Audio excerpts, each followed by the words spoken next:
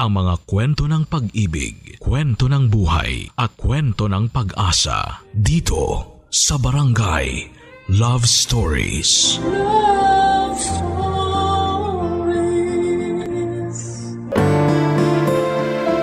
Ang pagmamahal, mga kapuso, ay isa sa mga pinakamasarap sa pakiramdam.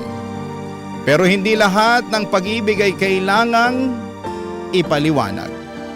May mga bagay na kusa mong mararamdaman kahit na walang sinasabi. Ikaw, kabarangay, maniniwala ka bang mahal ka ng isang tao kahit na wala siyang sinasabing kahit na anong salita sa'yo? Dear Papa Dudut, maraming dahilan kung bakit tayo natututong magmahal. Pero minsan, kusa na lang natin itong nararamdaman ng walang kahit na anong dahilan. Magandang tanghali po sa inyo at sa mga kabarangay nating nakikinig ngayon. Just call me Mia, 34 years old from Makati. Hindi ko na maalala kung kailan ako unang nakapakinig ng programa ninyong Barangay Love Stories. Pero masasabi kong avid listener niyo ako dahil hanggang Spotify ay pinakikinggan ko kayo, Papa Dudut. Naman akong araw kay Mama ang pagiging mahilig niyang makinig ng drama sa radyo at sa kanya ko rin talaga kayo unang nakilala. Matagal na nga din pala akong naging single noon. Ang focus ko kasi talaga ay puro trabaho kasi tinutulungan ko si Mama na pag-aralin ang dalawang nakababatang kapatid ko. Ang nasa isip ko noon, ang love life naman ay nandyan lang palagi sa tabi. Hindi ko kailangang madiliin ang sarili ko dahil alam ko na matatagpuan ko rin yon sa tamang oras at lugar, Papa Dudut.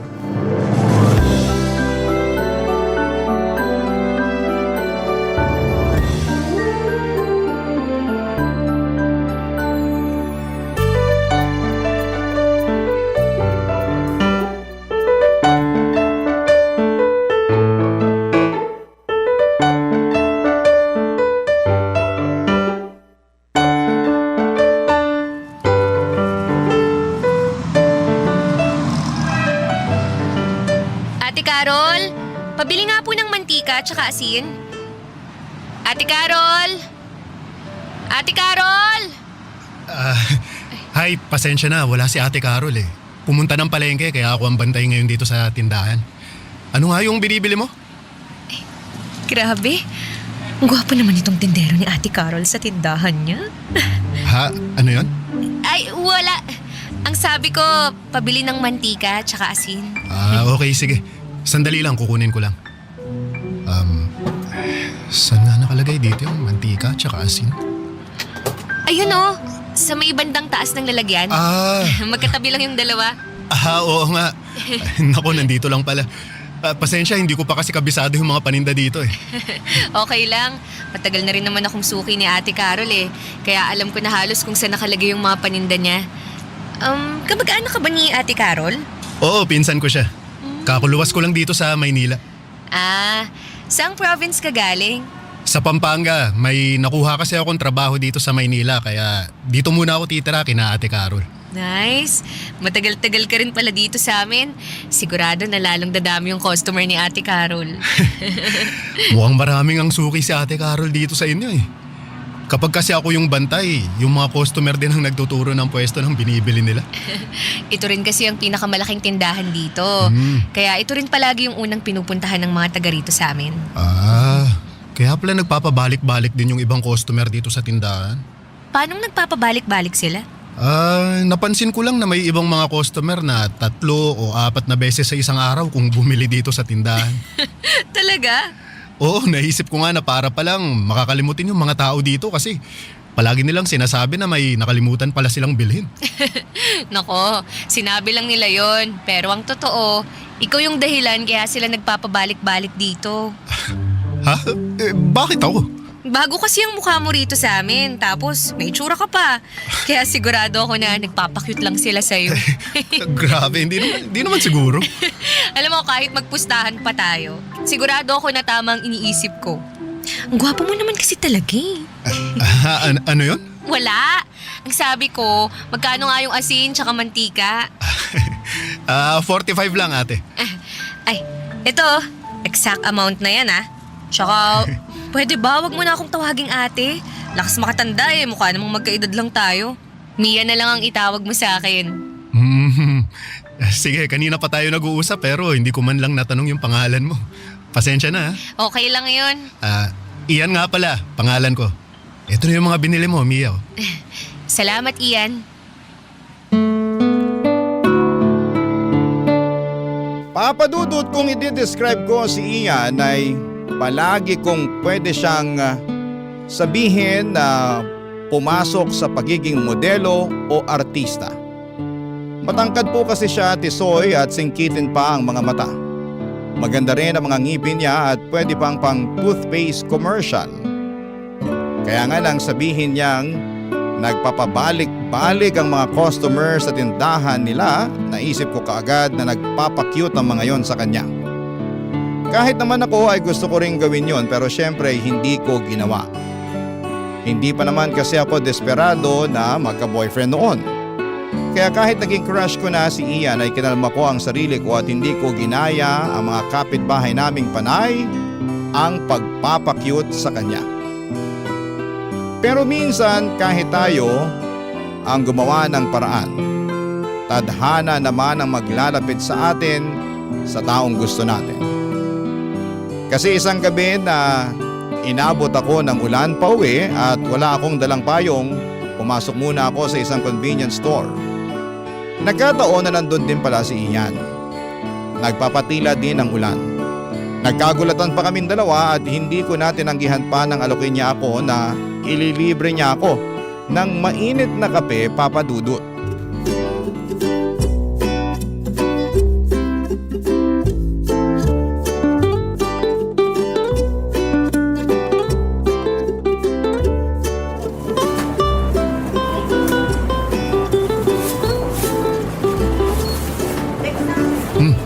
Ito na ang black coffee mo, Mia. Ay, salamat, Ian. Black coffee rin pala ang binili mo para sa'yo. Oo, hindi kasi ako mahilig sa matamis eh. Parehas pala tayo. Uy, huwag mong sabihin na ginagawa mo rin pang patulog ang kape sa gabi. Oo, ganun na nga. Abay, mukhang magkakasundo tayo pagdating sa kape. Pero alam mo, buti na lang, available ang hot coffee dito. Sakto kasi ang lamig dito sa loob ng convenience store. Alam mo, sabi ng staff, mahina na raw yung aircon nila dito. Malakas lang din yung ulan sa labas kaya pumapasok hanggang dito sa loob. Oo nga eh, ang tagal humina ng ulan. Kung bakit kasi nakalimutan kong magdala ng payong kanina. Tapos wala na ring tricycle dun sa sakayan, kaya wala akong choice kundi maglakad pa uwi sa bahay. Buti na nga lang at hindi bahain ang kalsada dito sa atin kaya hindi mahirap maglakad kapag maulan basta may payong ka. Ay nako, kung alam mo lang. Ngayong taon lang nagawa ng paraan ng kalsada dyan sa atin. Ilang taon din kaming nagtiis sa hanggang tuhod na baha kapag umuulan. Grabe naman yung hanggang tuhod na baha. Ang dami pa namang sakit na pwede mong makuha doon. Ay nako, sinabi mo pa. Tsaka ang laking perwisyo din talaga lalo na kapag pumapasok sa loob ng bahay. Buti na nga lang talaga napaayos na yung mga baradong kanal sa atin. Iyan, sa probinsya nyo ba, hindi kayo masyadong binabaha doon? Naku, hindi kami binabaha doon. Nasa mataas na parte na kasi kami ng Pampanga. Nakakaingit naman. Samantalang ako, ang tagal kong tiniis ang baha na yan. Iba rin kasi talaga tumira sa probinsya, no? Presko na lalo kapag maraming puno. Sinabi mo pa. Kaya nga nakakamiss din talaga yung preskong hangin doon sa amin eh. At teka, ganitong oras ka ba talaga umuwi? Madalas, oo. Lalo na kapag wala kaming overtime sa opisina. Bakit mo natanong? Naisip ko lang na pareho pala tayo ng shift sa trabaho. Oo, mukha nga. Minsan kasi nagkakasabay din tayo sa jeep tuwing umagi. Oo nga, napansin ko rin yan eh. Gusto mo ba na sabay na tayong maglakad papunta sa sakayan ng jeep tuwing umaga? Ha? Hindi ba nakakaabala yun para naku, sa'yo? Hindi no. Nadadaanan ko rin naman kasi yung bahay niyo bago ako makarating sa sakayan. Kaya, ayun. Okay, sige. Ikaw ang bahala.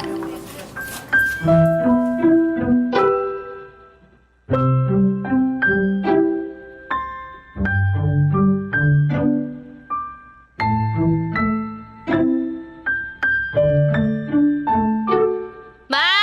Alis na ako kasi baka matraffic pa ako. Maaga pa naman eh. Sana hindi ako matraffic para naman... Hi Mia, good morning. Ian! Good morning din. Anong ginagawa mo rito sa labas ng bahay namin? Nakalimutan mo na yata yung usapan natin last Friday. Dadaanan kita dito sa inyo para sabay na tayong maglakad papuntang sakayan ng jeep, di ba? Ay, oo, naaalala ko yun. Pero akala ko kasi hindi ka seryoso nung sabihin mo yun eh. Ha? Bakit naman ako hindi magiging seryoso nun? Wala lang. Akala ko kasi nagbibiro ka lang talaga eh. Ay nako, hindi ako nagbibiro kaya nga ako nandito. Oh, ano, tara na? Sige, tara na kasi baka matraffic pa tayo.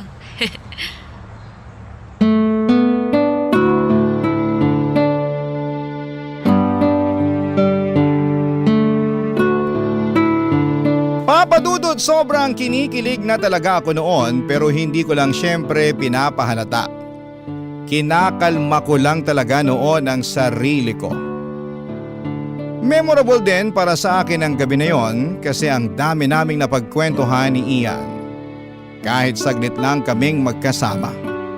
Ang dami niyang tinanong tungkol sa akin na para bang sobrang interesado siya na makilala ko. Hindi ko nga alam kung nagawa ko bang itago ang lahat ng kilig na nararamdaman ko noon. Lalo na nung unang araw na dinaanan niya ako sa bahay para sabay na kaming maglakad papunta sa may sakayan ng jeep. Parang nangihina ako sa presensya niya, Papadudot. Hindi ko talaga ine-expect yon kasi akala ko ay nagbibiro lamang siya. At kagaya ng unang araw na magkasama kami sa loob ng convenience store ay naging madaldal at matanong siya sa akin habang naglalakad kami, Papadudot. Pakiramdam ko tuloy ay yun na ang umpisa ng aming love story. Barangay Love Stories. Barangay Love Stories. Papadudot na sundan ng mga araw na magkasama kami ni Ian. Yung mga pagsundo niya sa akin sa umaga para sabay kaming maglakad papunta sa sakayan ng jeep. Halos araw-araw na gano'n ang routine namin. Pakiramdam ko tuloy ay nagsisimulang lumalim na ang pagkagusto ko sa kanya. Kaya lang may problema ako noon. Hindi ko alam kung pareho ba kami ng nararamdaman ni Ian. O kung bakit niya ba ginagawa ang ganong effort.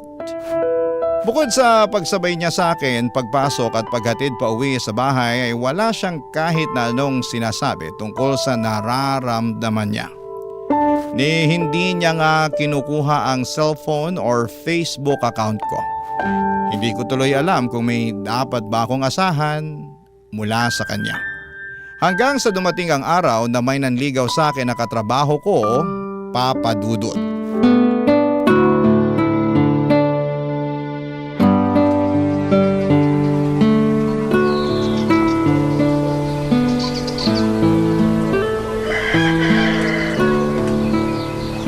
Hi Mia, good morning.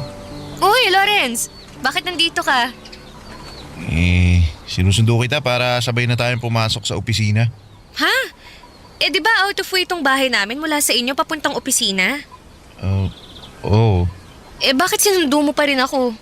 Kasi nga gusto ko sabay tayong pumasok sa opisina. Huwag kang mag-alala kasi may dala naman akong sasakyan eh. Kaya hindi ka mapapagod sa mausok na pagko-commute mo. Hindi mo naman kailangang sabihin yan. Kasi sanay naman akong mag-commute eh. Mia! Ian? Sorry, medyo na late ako. Wala kasing bantay yung tindahan kaya hindi ako kagad nakaalis eh. Tara na, baka malate pa tayo sa trabaho. Talagang malilate si Mia kapag sumabay siya sa'yo. Lawrence, ano ba yung sinasabi mo? Hindi, nagsasabi lang ako ng totoo. Anong oras na tapos magko-commute kayo? Ay, teka, Mia, sino ba yan?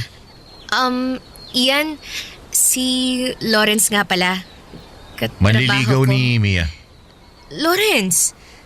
Totoo naman yung sinabi ko Nililigawan kita kaya nandito ako at sinusundo ka.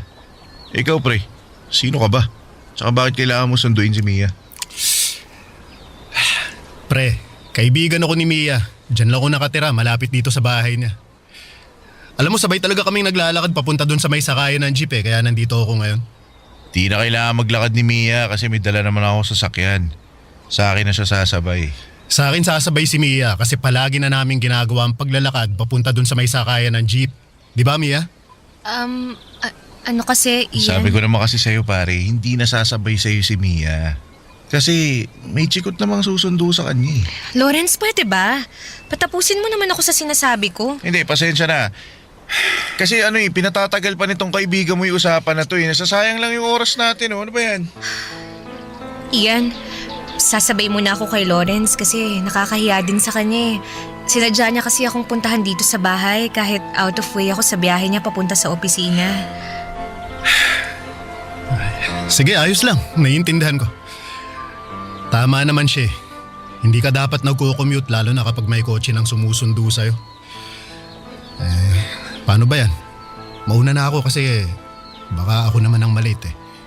Sige, salamat sa pagdaan mo dito sa bahay ah. Wala yun, Mia. Pare, baka gusto mo sumabay na lang din sa kotse ko. Okay lang naman sa amin ni Mia kahit nasa backseat ka, di ba? Oo naman. Nako, hindi na. Baka ako pang makaistorbo sa inyong dalawa eh. Sige, ingat kayo sa biyahe niyo ha. Bye. Papadudot, sobrang na-guilty ako sa ginawa kong tila pagtataboy kay Ian ng araw na yon. Nakita rin sa mga mata niya na parang nasaktan siya. Kaya lang kasi ay hindi ko na alam kung saan pa ako lulugar sa buhay niya. Ayaw ko namang mag-invest ng sobra sa kung ano ang meron kami tapos ay masasaktan lamang ako sa huli. Kaya naman mas pinili ko na lamang na unti-unting iwasan siya nang dumating si Lawrence sa buhay ko. Physically attractive naman si Lauren, Papadudot. Hindi po siya katangkaran pero alaga sa gym ang katawan niya. Marami nga sa opisina namin na nagkaka-crush sa kanya at pakiramdam ko noon ay mukhang magkakasundo naman kami kaya hinayaan ko lamang siyang ligawan ako. Hanggang sa nalaman ko na lamang na may iba pala siyang nililigawan sa ibang account. Kaya naman kaagad ko na siyang pinatigil sa panliligaw niya sa akin at inumpisahang iwasan siya. Papadudot.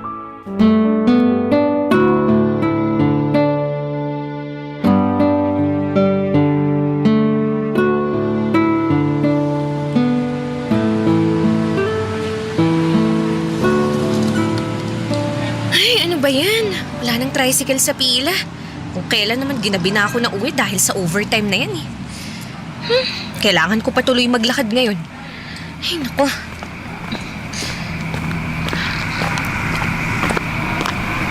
Teka, bakit parang may sumusunod sa likuran ko?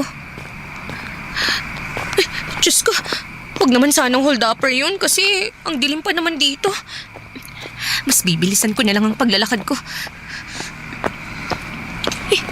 Diyos ko, sinusundan niya talaga ako.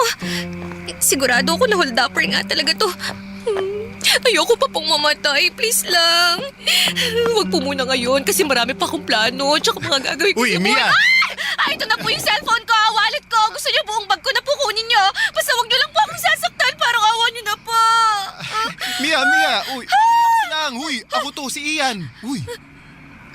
Iyan? Oo nga. Ano ba? Diyos ko naman, ikaw lang pala yan. Akala ko talaga hold-upper niya yung sumusunod sa akin. Ay, nako. Alam mo, kailangan mo nang bawasan yung pagkakape mo para hindi ka masyadong nervyosa. Bakit ka ba kasi sumusunod? Sino namang may sabi sa'yo na sinusundan kita? Hindi ba obvious na nasa likuran kita at naglalakad pa sunod sa akin? Naglalakad ako sa kalsada na to kasi ito rin yung daan pa uwi sa bahay namin, di ba? Nakalimutan mo na yatang magkapit bahay tayo eh. Siyempre hindi. Kinabahan lang ako kasi hindi ka man lang nagsasalita habang naglalakad dyan sa may likuran ko. Hindi kasi agad kita nakilala. Ang dilim din naman kasi dito sa kalsadang to. Tapos nung tinatawag na kita kanina, bigla na lang bumilis yung paglalakad mo. Akala ko nga kasi hold-upper ka. Kaya muntik na talaga akong kumaripas ng takbo. Ay nako, basta bawas-bawasan mo na talaga yung pagkakapay mo. Bakit nga pala hindi ka hinatid nung magaling mong manliligaw? Kung kailan malalim na ang gabi, Saka kanya hinayaang umuwi ng mag-isa? Correction. Ex-manliligaw. Yan tayo eh. Anong nangyari? Hindi mo pa nga nagiging boyfriend. Biglang naging ex-manliligaw agad. Nalaman ko kasi na may iba pa pala siyang nililigawan. Kaya yun, sinabi ko sa kanya na wala na siyang mapapala sa akin. Kaya tigil-tigilan na niya ako. Grabe yon. Ang yabang na nga, ang sama pa ng ugali. Sinabi mo pa, nagsisisi nga ako na in-entertain ko pa yung panliligaw niya. Di ba, Mia, ayos lang yan. At least, di ba, maaga mong nalaman na manluloko pala yun. Ayan na nga lang din ang iniisip ko eh. Teka, bakit nga pala ngayon ka palang din pauwi? Ay, nag-overtime kasi ako dun sa opisina. Peak season daw yung ganitong buwan sa amin, kaya may mga mandatory OT kami. Pareho pala tayo. Kaya nga hindi agad kita nakilala kanina kasi alam ko na hindi ganito ang oras ng uwi mo eh. Pero medyo gumagabi na talaga. Ano, lakad na tayo? Tara na, kasi may pasok pa rin ako bukas eh. Papa Dudut, hindi naman ako masyadong nasaktan nang malaman ko na may ibang nililigawan si Lawrence. Siguro kasi hindi pa naman masyadong malalim ang invested na feelings ko para sa kanya. Mas namang yung inis na nararamdaman ko sa kanya noon.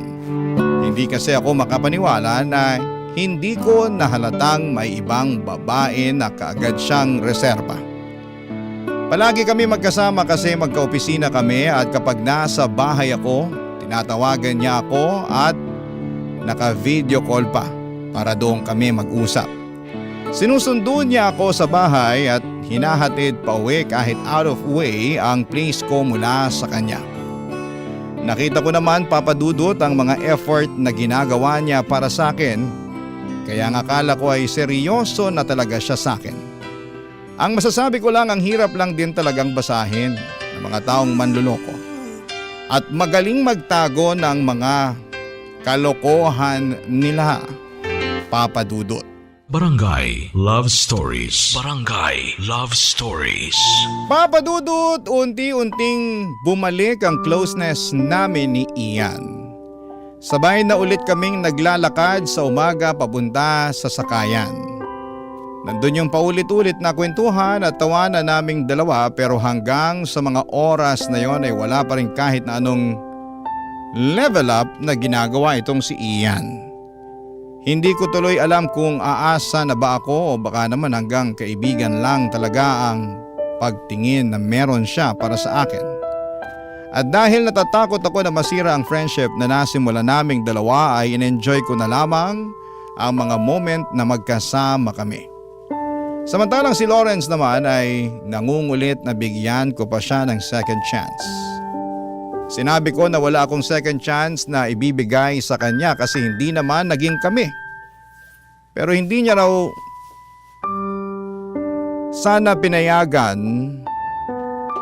na manligaw ulit sa akin kasi ako raw talaga ang mahal niya. Sa inis ko noon ay blinako na siya sa mga social media account ko, Papa Dudut.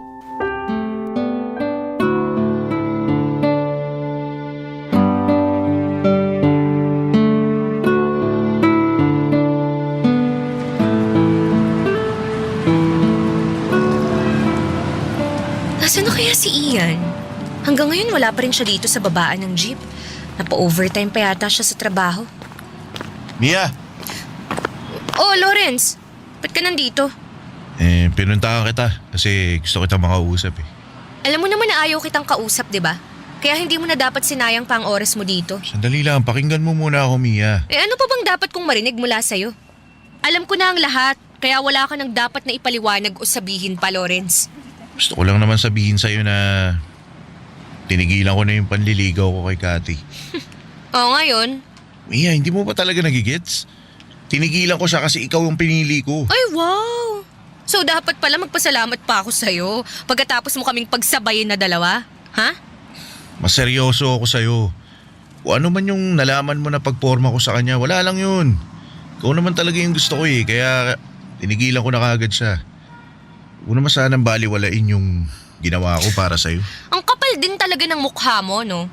Pinagsabay mo na nga kaming dalawa, tapos ngayon gusto mo pang tanawin ko na utang na loob na ako ang pinili mo? Alam mo, Lawrence, umalis ka na. At please lang.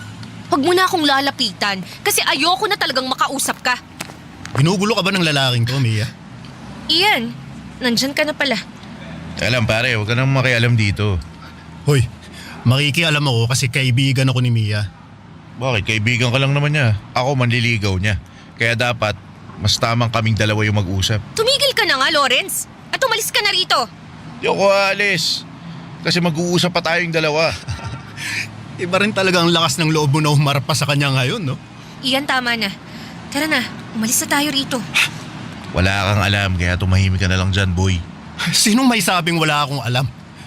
Alam na alam ko lahat ng panlulokong ginawa mo kay Mia. Iba rin talaga yung tapas ng dila mo eh, no? Gusto mo talaga masaktan eh, ha? Ha? Lawrence, ano ba? Hindi, yabang kasi ng lalaking yan eh. Akala mo kung sino magsalita. Tapos wala namang ambag sa buhay mo. Sinabi ko lang kung anong alam ko. Eh totoo namang sobrang kapal niyang mukha mo. Talagang gusto mo talagang masaktan, ha? Sige! Ano? Subukan mo Ah! pang lapitan si Ian. Ipapabarangay na talaga kita, Lawrence. At sasabihin ko lahat ng paggugulong ginagawa mo dito sa lugar namin. Ipapa-HR na rin kita para tuluyan ng matapos ang panggugulo mo sa akin. Kulang pa yung pasa mo sa mukha mo. May araw ka rin sa akin. Ian, ayos ka lang. Oh, Dapat kasi hindi mo na siya pinatulan. eh matagal na kasi ako nayayabangan dun eh. Ay naku, nagkapasa ka pa tuloy. Tara na nga, maglakad na tayo. Dumaan ka muna sa bahay para malagyan ko ng yelo yung pasa mo.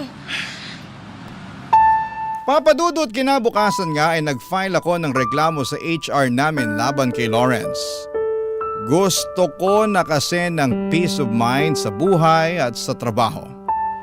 Ilang araw nga ang lumipas ay hindi na rin pumasok si Lawrence at mula noon ay hindi ko na rin siya nakita pa. Medyo kinabahan pa nga ako kasi may iniwan siyang pagbabanta kay Ian. Mabuti na lawang at hindi na siya nagparamdam pa sa amin. Akala ko ay magkakaroon ako ng peace of mind pagkatapos akong tigilan ni Lawrence. Pero hindi pa rin pala kasi nagpatuloy ang closeness namin ni Ian. At mas lalo pang ang lumalim dahil sa araw-araw na magkasama kami. Pero sa totoo lang ay nahihirapan na ako noon. Kasi hindi ko na talaga alam kung ano ba talaga ang pakay ni Ian sa akin. Hindi ko na kayang makipaglaro pa sa kanya ng tago-taguan ng feelings, Papa Dudut.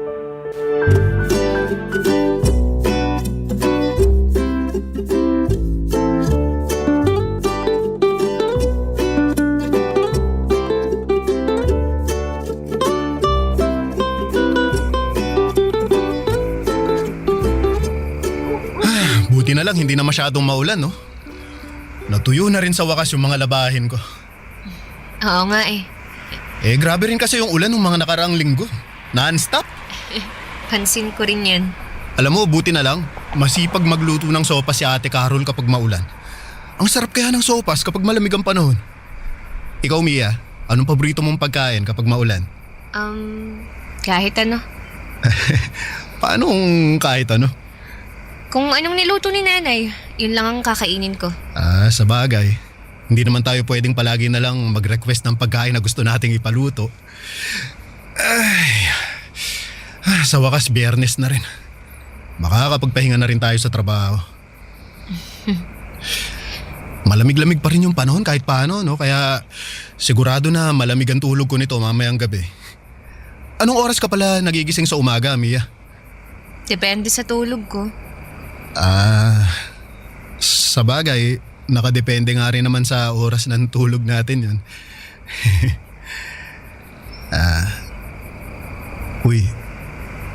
Uy Mia, okay ka lang ba? Ha? Oo naman, okay lang ako. Ikaw, okay ka lang ba? Oo, ayos lang naman. Okay.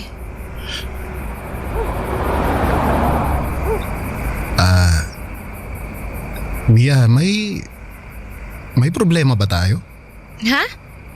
Ano namang magiging problema natin? Tsaka, bakit naman tayo magkakaroon ng problema? Wala lang. Napansin ko lang kasi na parang ang tahimik mo eh. Bakit? May gusto ka bang sabihin sa akin? Wala akong gustong sabihin sa'yo, Ian. Baka ikaw may gusto kang sabihin sa akin. Wala rin naman. Sigurado ka? Ha? Teka, anong ibig mong sabihin? Ian, hindi ko na kaya. Gusto ko nang malaman kung bakit mo ginagawa to. Ang alin? Ito! Yung paghatid sundo mo sa akin. Pagsabay sa paglalakad ko araw-araw pa uwi ng bahay ko. Yung pagtatanggol mo sa akin mula kay Lawrence. Ayoko kasi nung nasasaktan ka. Di ba kasi magkaibigan na tayo? Oo nga, pero kaibigan lang ba talaga yung tingin mo sa akin? Oh, bakit hindi ka makasagot? Kasi Ian, alam mo sa totoo lang, ha? Gusto ko nang bigyan ng ibang ibig sabihin ang ginagawa mo.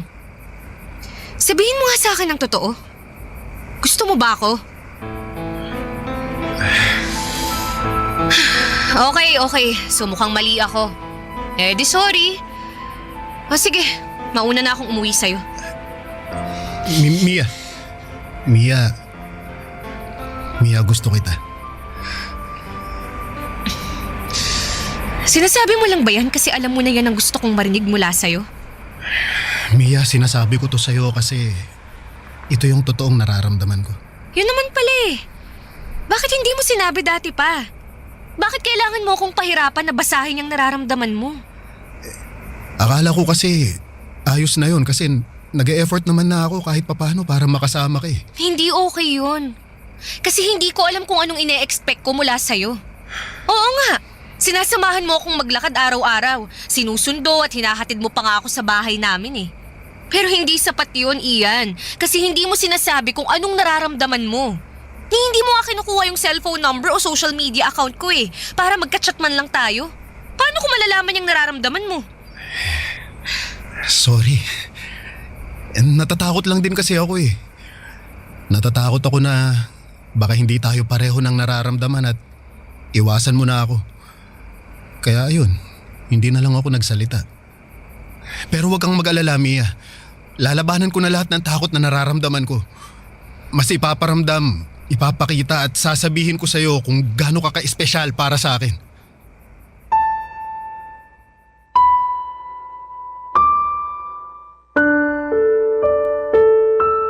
Papadudod siguro sa tingin ng iba ay masyado akong naging desperado, kaya diniretso ko noon si Ian. Pero ayoko na rin kasi talagang pahirapan pa ang sarili ko, lalo na at alam ko na lumalalim na ang nararamdaman ko noon para kay Ian. Siguro maswerte lang din ako na pareho kami ng nararamdaman para sa isa't isa.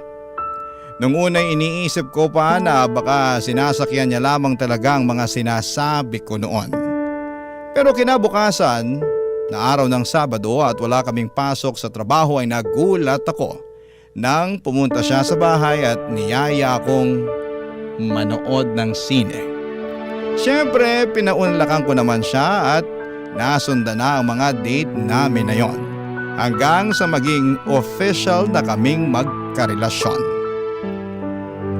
Papadudot, masasabi ko na hindi ko pinagsisihan ang ginawa kong pagkumpronta kay Ian. Kasi ngayon, 3 taon na kaming kasal at may isang anak. May masayang buhay na dati lang ay pinapangarap ko kasama si Ian. Dito ko na rin po tatapusin ang sulat ko at sana po ay nakapag-iwan ito ng aral sa ating mga kabarangay. Ang inyong forever kapuso at kabarangay, Mia. Anong say mo sa Barangay Love Stories na ito? Pagkwentuhan natin sa comment section yan. Ang mga kwento ng pag-ibig, kwento ng buhay at kwento ng pag-asa dito sa Barangay Love Stories. Love Stories.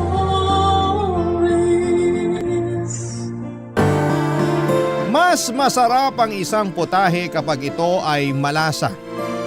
Ganon din sa buhay, mas magiging madali ang pagdadala nito kung merong pagtutulungan mula sa bawat miyembro ng pamilya. Ikaw kabarangay, gaano ka karesponsableng anak? Dear Papa Dudut. Dumanas na ba kayo ng matinding kahirapan sa buhay na ultimo ulam ninyo sa kanin ay asin na lamang? Ako kasi at ang pamilya ko ay oo. Maswerte na nga lang kami kung may asin. Pero kapag nakaluwag at nakapagdilihensya si tatay ng pangulam namin, bumibili siya ng noodles na pinaghahatian naming magkakapatid. Kadalasan 2 pakete lamang yon at kulang na kulang pa sa aming 8. Kaya ang ginagawa ko ay dinadamihan ko ng tubig na pansabaw. At kapag matabang ay inaasinan na lang namin, kaya nga malaki talaga ang pasasalamat ko sa asin. Dahil binigyan nito ng lasa ang matabang at walang kasusta-sustansya naming pamumuhay noong araw. Bago ako magpatuloy sa pagsasalaysay ng istorya ko ay tawagin niyo na lamang po ako sa pangalang Gwen. 39 years old at tubong Teresa Rizal. Pero nasa Taytay na kami nakatira ng mister ko. Pinagkakabalahan namin ang munti naming negosyo na ihawa ng manok at baboy na may tag-isang branch na sa luma at bagong palengke ng Taytay. Tapos magkakaroon na rin kami sa Angono. Masasabi ko na hindi naging madali ang pagpapaunlad ng negosyo namin yon. Bukod sa dugo at pawis ay mahabang pasensya at taimtim na panalangin ang pinuhunan namin, Papa Dudut. Buti na lamang at suportado namin ng mister ko ang isa't isa, kaya nakakaya namin lahat ng mga pagsubok. Lalo na nga noong nagka-pandemic. Sa bagay, naisip ko na marami-rami na rin akong nalagpasang kahirapan, lalo na nung kabataan ko. Kaya dapat mas matatag na ako ngayong tumanda na ako. Kung babalikan ko ang antas ng buhay namin noon kumpara ngayon ay masasabi ko na malayo-malayo na rin ang narating namin, Papa Dudut. Hindi pa kami mayaman pero hindi na kami sumasala sa pagkain. At higit sa lahat ay hindi na rin kami nag-uulam ng asin. Mag-uumpisa ang kwento ko taong 2003 kung saan ay 18 anyos pa lamang ako at nasa high school, Papa Dudut.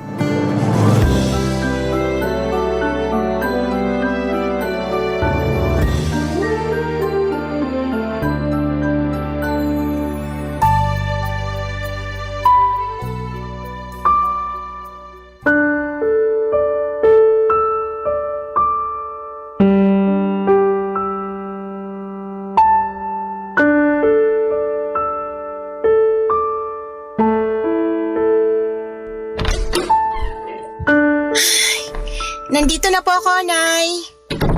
Hala, ang dilim. Bakit wala po tayong kuryente? Di na kasi tayo nakakabayad dun sa pinagkakabitan natin, kaya pinutulan na nila tayo. Tiis na lang muna uli tayo sa kandila, anak. Gipit na gipit tayo. May sakit pa kapatid mong sumunod sa'yo. Ay, ang init na naman po nito mamaya. Pero magpapaypay na lang po ako. Salamat, nak. Pasensya ka na.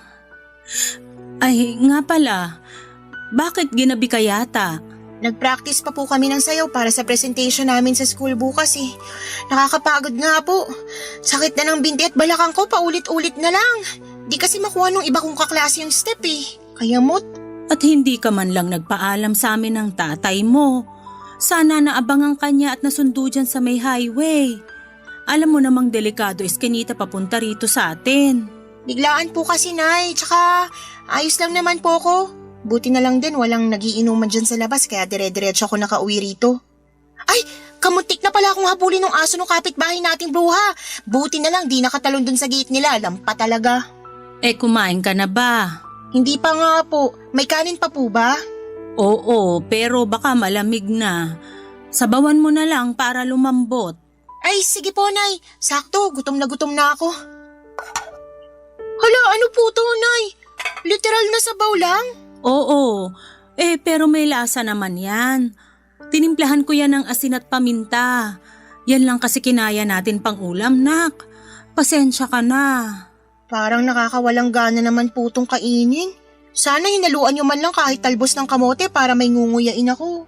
Isasabaw mo naman sa kanin, yun na lang nguyain mo. Saka wala na akong mahihinga ng libreng talbos ng kamote ngayon. Lahat may bayad kulang nga pambili natin. Buti nga may bigas tayo, dyan lang lahat napunta. Ay, dami mo naman reklamo, nak. Sarap na sarap nga dyan mga kapatid mo. Wala naman po kasi silang choice. Magugutom sila pag di sila kumain. Pero sigurado ako na nag-i-imagine ng masarap na ulam yung mga yun para ganahan lang sila. Alam mo namang di nakakapagtinda tatay mo dahil may sakit, di ba? Ikaw ang matanda, ikaw ang dapat nakakaunawa sa sitwasyon natin. Hayaan mo, kapag nakapagtinda na uli tatay nyo at kumita na siya, ibibili ko kayo ng masarap na ulam. Talaga po? Ano po bibili niyong ulam, Nay? Ipag-aadobo ko kayo ng manok o di kaya baboy. Pwede rin nilaga o tinola. Gusto ko po sinigang. O sige, magsisinigang tayo pero sa ngayon, pagtiyagaan mo na lang muna yung kanin at sabaw. Lamang tiyan din naman yan. Ano pa nga ba? Sige po, kakainin ko na po, Nay. Ay, teka. Buti naalala ko. Kunin ko lang po sa bag ko. Ano yan? Tanan! Fish cracker po. Gabi na, magsisitsirya ka pa? Di ko naman po to papapakin. Uulamin ko po to. Feeling ko kasi di talaga ako mabubusog sa kanin at sabaw, Nay. Ay, nako. Dami mo talagang arte. Siyempre, ako naman po kakain Di naman kayo. Kaya nga mag-aral ka ng mabuti nang magkaroon ka ng magandang trabaho. Para kapag kumikita ka na, mabibili mo lahat ng pagkaing masasarap na gusto mo. Ganun po talaga gagawin ko pag kumikita na ako. Di na tayo mag-uulam ng sabaw lang dahil meron na rin pong karne at mga gulay. Pero sa ngayon, i-imaginein ko na lang muna na sinigang tong ulam natin para mabusog ako. Sige, maiwan na kita. Matutulog na ako kasi inaantok na ako. Patayin mo na lang kandila pagkatapos mong kumain, nak. Opo, Nay. Good night po. Pangatlo ako sa magkakapatid at pangalawa sa matandang babae. Taho vendor ang tatay Simo namin at taong bahay naman si Nanay Wilma.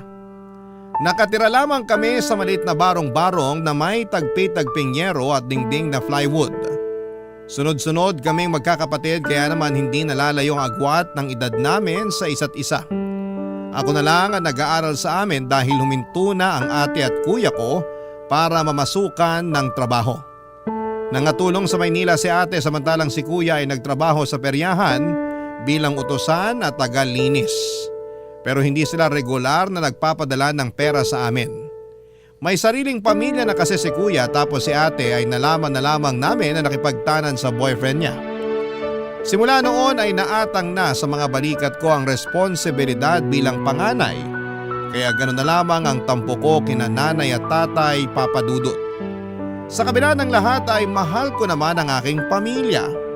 Dumarating lang talaga sa punto na nauumay na ako sa pamumuhay namin. Dagdag pa yung nakikita ko na para bang kontento na sina nanay at tatay sa estado ng buhay namin noong araw. Yun bang ayos lang kung makain?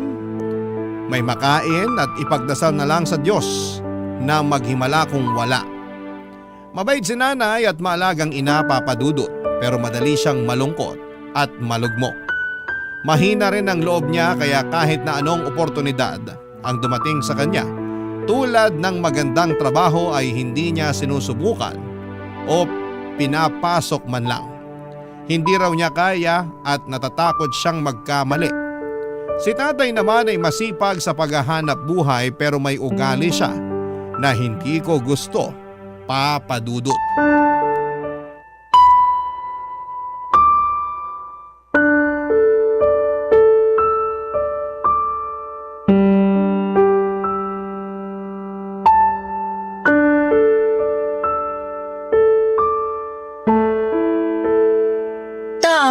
Tama na po yung pag-inom nyo.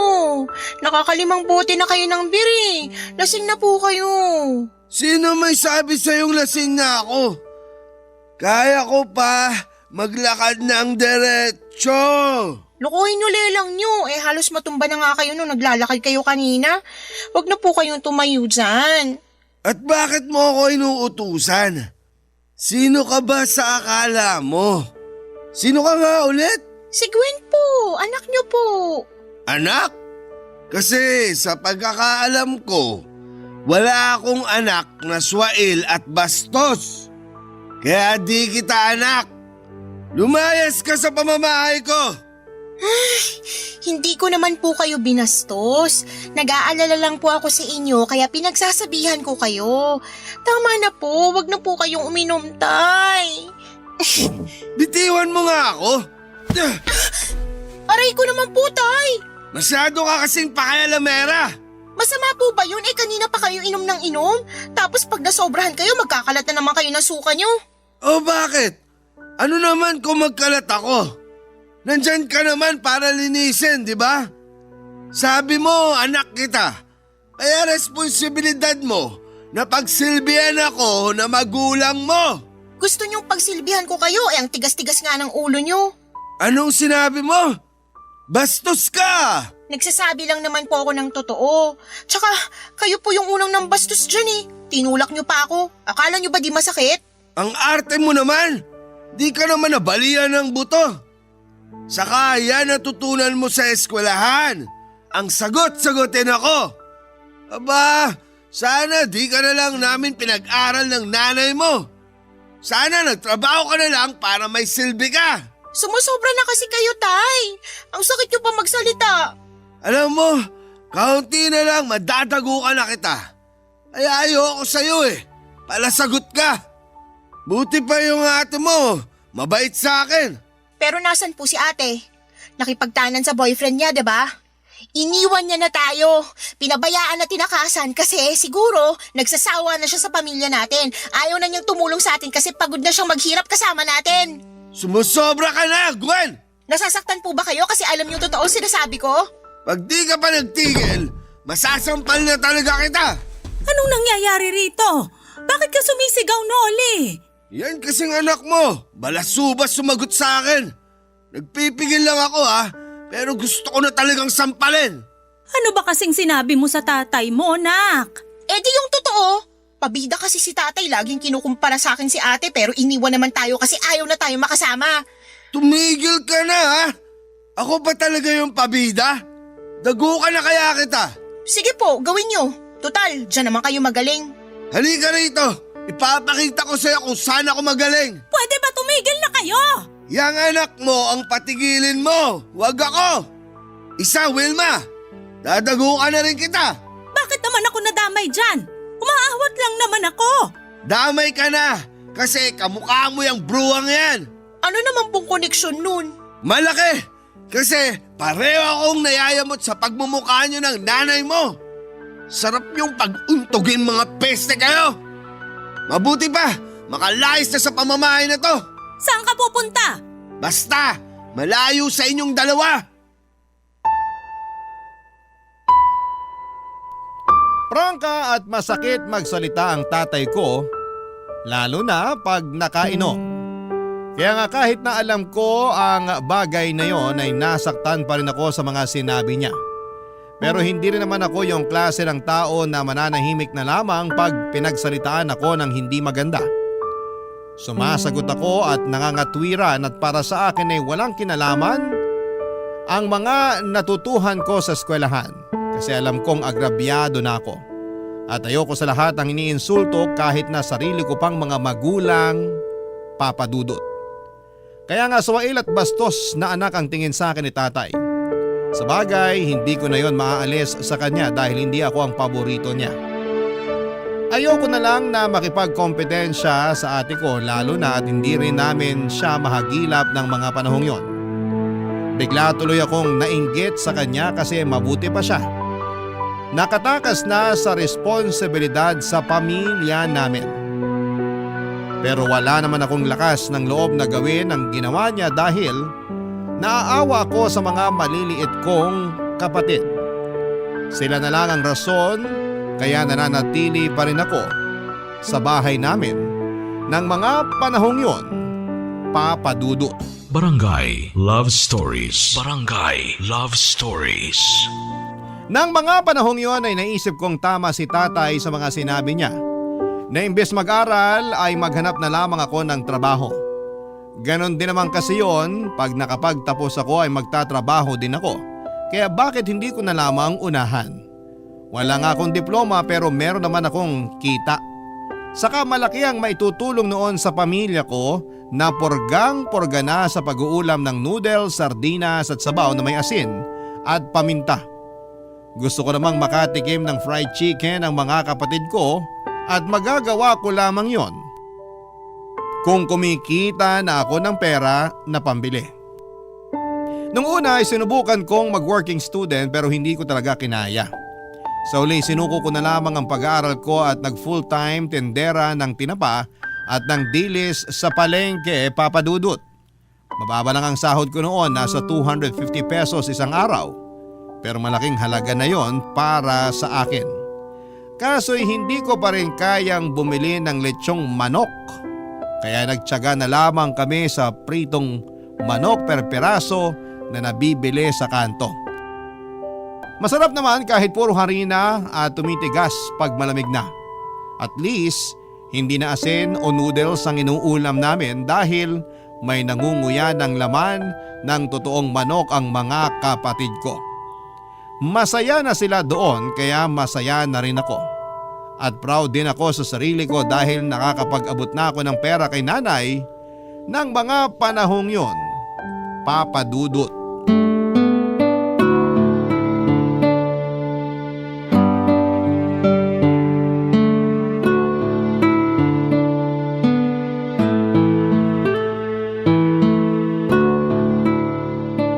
Nak, sarap ng ulam natin, adobong baboy. Dami ko tuloy nakain. Grabe, busog na busog ako. Pati mga kapatid mo, kulang na lang itumba yung kaldero ng kanin. Simot na simot. Kita ko nga po dun sa hugasan yung kaldero, wala nang laman. Masaya ako na nabusog kayo, Nay. Di ko na maalala kung kailan ako nakatikim ng adobong baboy. Kamuntik ko na nga rin makalimutan paano lutuin. Buti na lang masarap pa rin ang timpla ko. At nung natikman ko nga yung adobo, parang gusto kong maiyak sa sarap. Hayaan nyo, hindi nyo na mamimiss ng matagal yung adobo kasi pag sweldo ko, yan ang uulamin natin. Pangako po yan. Ay, ang bait-bait mo talagang anak. Pero ayos lang ba talaga sa'yo na magtrabaho ka na lang kaysa mag-aral? Opo, ayos lang sa akin kasi masaya ako na nakakatulong sa pamilya natin eh. Anong nakakatulong? Kakarampot nga lang kinikita mo dun sa trabaho mo. Noli naman, wag mo naman pagsalitaan ng ganyan si Gwen. Ang yabang kasi magsalita niyang anak mo. Akala mo kung sino. Hindi naman kalakihan yung sinesweldo. Porke nakapagbigay lang ng pambigas at pangulam. Mabuti nga po ako may naibibigay pambigas at pangulam. Kayo? Oh, kita mo na. Ang yabang mo magsalita. Nagsasabi lang naman po ako ng totoo, Tay. Kahit na maliit yung kinikita ko, napapakain kong pamilya natin. Pero kayo? Ano ako? Baka nakakalimutan mo. Ako bumuhay sa inyo ng mga kapatid mo. Binuhay nyo kami sa sabaw na inasinan at nilagyan ng paminta. Yun po ba yung pinagmamalaki nyo? Sumusobra ka na talagang babae ka. Ay, Noli, ano Masyado ba? kang madaldal. Bakit mo naman sinampal ang anak mo? Yang yabang-yabang niyang anak mo eh. Hindi naman kayabangan yon. Nagsasabi lang naman siya ng totoo. Ano? Kinakampihan mo yung anak mong yan? Oo, kasi tama naman siya. Masipag ka nga magtrabaho pero yung kita mo sa bisyo mo lang na pag-iinom na pupunta. Tapos kami ng mga anak mo nagtitiis na lang sa kung anong mabibili ng kakarampot mong bigay. Aba, gusto mo pati ikaw sampalin ko? Sige, subukan mo. Talaga? Ako pang hinahamon mo ha? Wag niyo pong sasaktan si nanay. Nagkampihan pa talaga kayong dalawa. Sarap niyong pag-untogin. Pwede ba umalis na nga po kayo?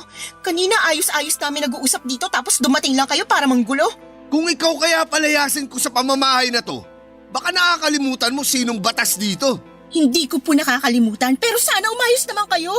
Hindi na po tamang ginagawa niyo, Tay. Habang tumatagal, mas bumibigat pagdadala natin sa buhay ng dahil sa inyo at sa bisyo niyo. Hanggat hindi ikaw ang gumagastos sa bisyo ko, wala kang karapatan pagsalitaan ako ng ganyan. Anak lang kita. Tatay mo pa rin ako. Umalis ka na, Noli. Di ba lalabas ka? Ganyan ka naman eh. Pagkagaling mo sa trabaho, lagi kang pumupunta sa mga barkada mo. Aalis talaga ako. hindi mo na ako kailangang pagsabihan. Pero sana, umalis na rin yung anak mo. Kasi naiirita ako sa pagmumukha niyan. At saan naman pupunta si Gwen? Baka nakakalimutan mo na dito siya nakatira. Eh di ikaw na lang yung umalis. Total, wala ka namang silbi. Anong sinabi mo? Ay, ang hirap sa'yo. Ang hilig mo maglaro ng tanga-tangahan. Kainis, makalis na nga.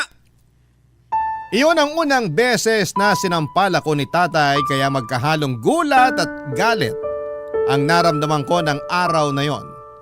Hindi ko na rin pinigilan ang sarili ko na maglabas ng sama ng loob dahil pakiramdam ko ay sasabog na ako. Para sa akin wala siyang karapatang saktan ako kahit na siya pa ang tatay ko.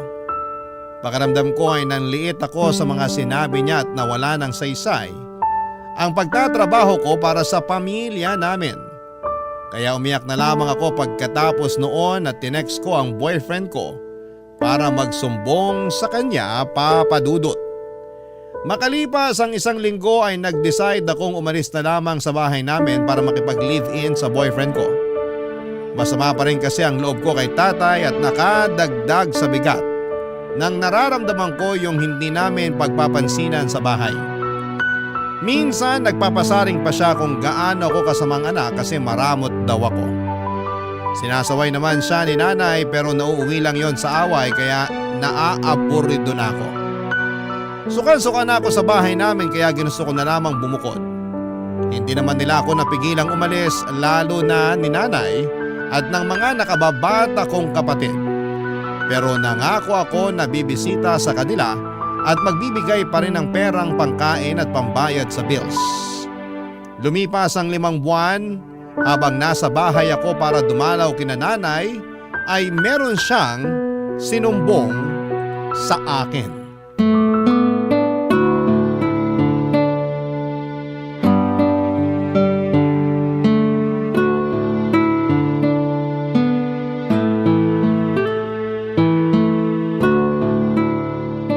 Nay, sigurado po ba kayong ayos lang kayo? Oo, nak. Ayos lang ako. Mukha kasi kayong may sakit kaya nag-aalala ako eh. Ay, wala akong sakit. Pagod lang ako at puyat kaya matamlay ako tingnan. Bakit po kayo pagod at puyat?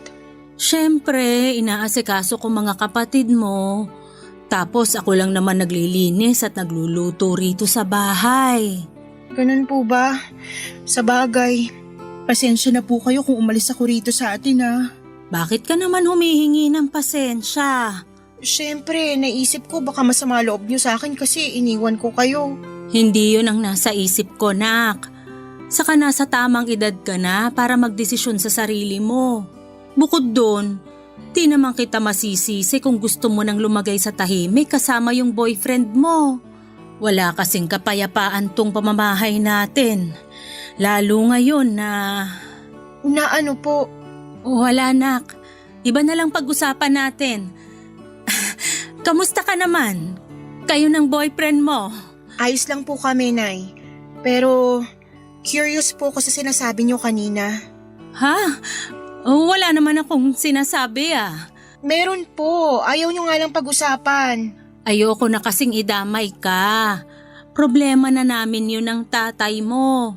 Ayoko nang isipin mo. Mas lalo ko po yung iisipin kung hindi niyo sasabihin. O sige. Pero ipangako mong makikinig ka muna sa akin. At kapag sinabi ko na, sana wag mong kamumuhian ng tatay mo. Alam ko may samaan kayo ng loob, pero hindi sana gumatong-tong malalaman mo. Depende po, Nay. Hindi ko po may papangako. Gwen naman. Sabihin niyo na po kasi kinakabahan na po ako eh. Sige, sasabihin ko na. Ay, may babae ang tatay mo. Ano po? Totoo po ba yun? Oo, totoo yun. Umamin din naman siya. Paano niyo po nasabi na wag kong kamuhian si tatay? Eh grabe naman po yung ginawa niya. Oo nga, pero pinatawad ko na siya. Pinatawad niyo? Oo, kasi asawa ko siya, nak. Tatay niyo pa rin siya. Pero kahit na, Ano naman kung tatay namin siya, bakit niyo hahayaang tarantaduhin niya kayo? Nay naman eh. Siyempre, mahal ko pa rin naman si Noli. Eh kayo ba mahal niya? Kasi kung oo, bakit siya nang bababae? Napakawalang respeto, Nay. Ewan ko ba naman sa tatay mong yun? Kung kailan tumanda, saka nagkaganyan. Akala ko ba nagbago na si tatay pero lalo lang siyang lumala. Huwag ka nang magalit sa tatay mo. Matanda na naman siya eh. Naturingang matanda pero walang pinagkatandaan. Kung kayo kaya niyong di magalit, pues ibahin niyo ako, Nay. Eh baka kaya ganun kasi pangit na ako sa paningin niya. Ano po? Hindi ganun yun, Nay. Naisip ko lang kaya nagawa niyang tumingin sa iba. Sira ulo lang talaga si tatay. Hindi na siya nahiya sa inyo at sa mga kapatid ko. Nagawa niya pa talagang mambabae. Nakakainis siya. Tsaka, wag niyo nga po siyang ipagtanggol, Nay. Tingnan niyo itsura niyo. Stress na kayo. Nagkukunwari pa kayong di apektado kahit na nahihirapan at nasasaktan na kayo sa ginagawa ni tatay. Ano bang gagawin ko? Alangan namang layasan namin siya ng mga kapatid mo. Sige, saan kami pupunta? Ikaw lang at si Noli ang kumikita sa pamilya natin. Hindi ko kayang buhayin mga kapatid mo, nak. Pasensya ka na kung may mahina kang nanay. Di ko lang po matanggap na ginaganong kayo ni tatay eh. Hindi na siya nahiya. Nakakainis siya. Galit ako sa kanya, Nay.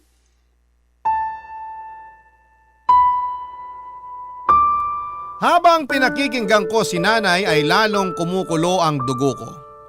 Hindi ko na rin tinago ang pagkadismaya ko kay tatay. Lalo akong nagngit-ngit sa galit dahil sa mga nalaman ko. Hindi na ba siya nahiya? Kasi kung oo, ang kapal naman ang pagmumukha niya. Pero naaawa rin ako sa nanay ko dahil wala siyang magawa, Papa Dudut. Natatakot siya na iwanan ni tatay kaya tiniis na lamang niya ang katarantaduhan nito. Kaya dinamayan ko na lamang si nanay hanggang tumahan siya. Nang gabi ring yon ay dumating ang tatay ko at nagulat siya nang makita ako sa bahay namin.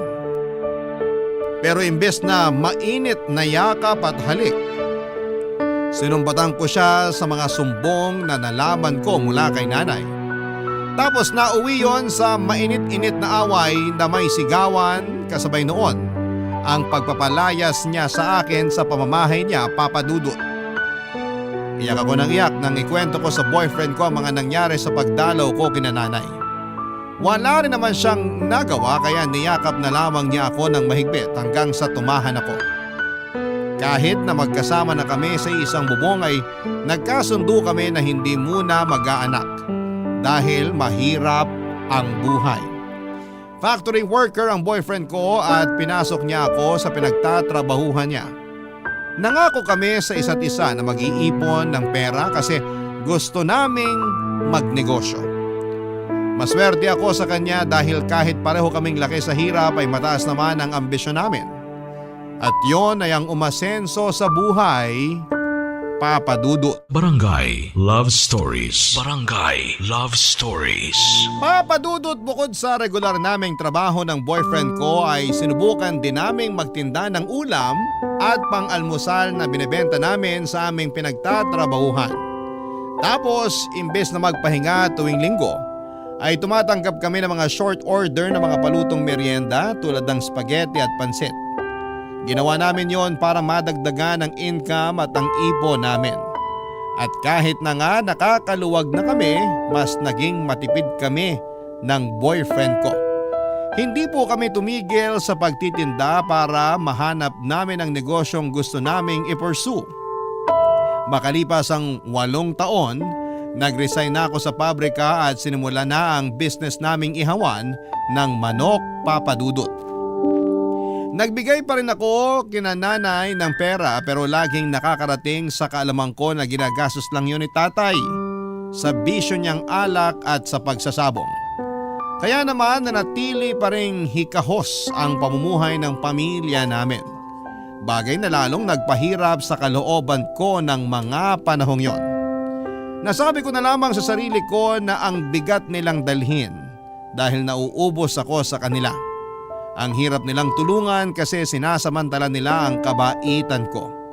Pero hindi na lamang ako masyadong nag-isip ng masama dahil pamilya ko pa rin naman sila. Si tatay lang naman talaga yung mahirap pakisamahan sa amin dahil nagbago na siya. Wala akong ideya kung gaano kaseryoso ang problema ni tatay sa pagbibisyo niya hanggang sa makarating sa akin ang balitang sinanlan niya ang bunso namin sa kumpare niya para makautang ng perang pansabong. Agad ko namang tinubos ang kapatid ko at kinumpronta ang tatay ko, Papa Dudut.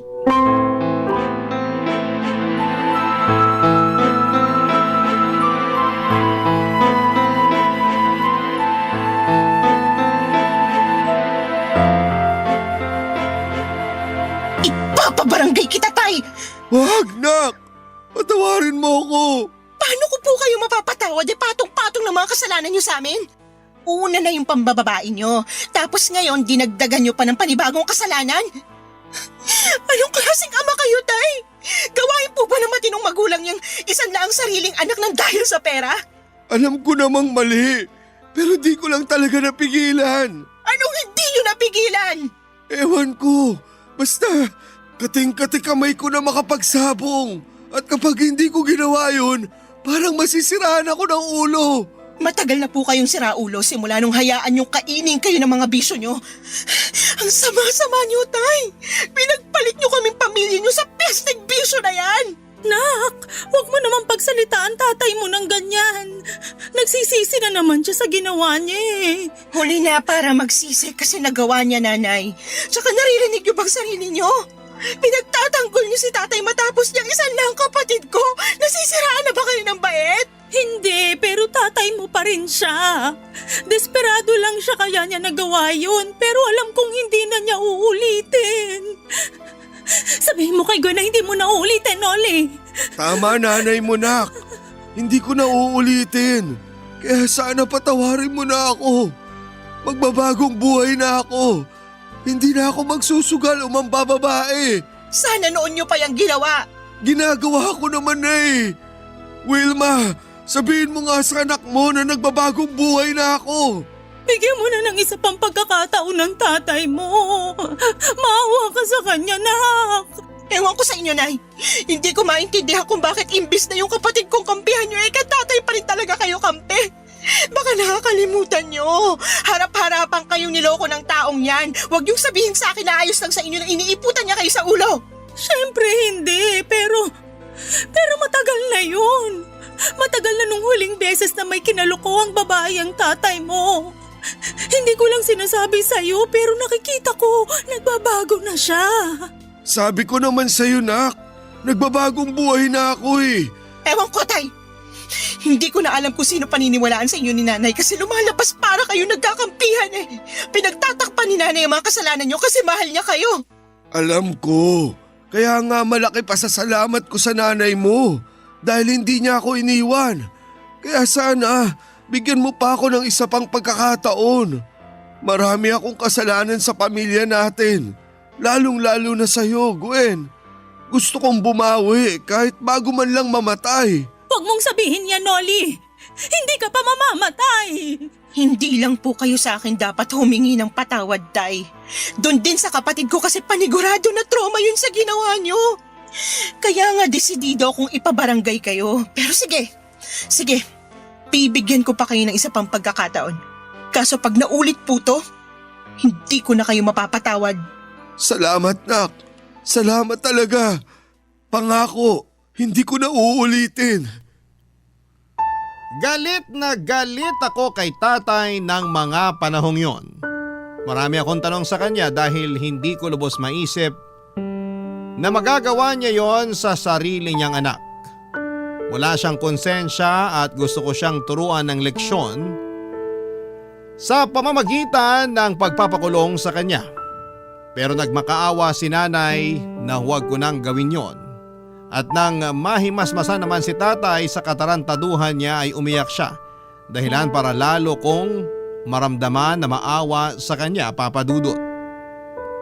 Parang nagbalik yung dati naming tatay na nawala matagal na panahon na ang nakakalipas at napalitan ng ganid at makasariling tatay nang malulong siya sa bisyo.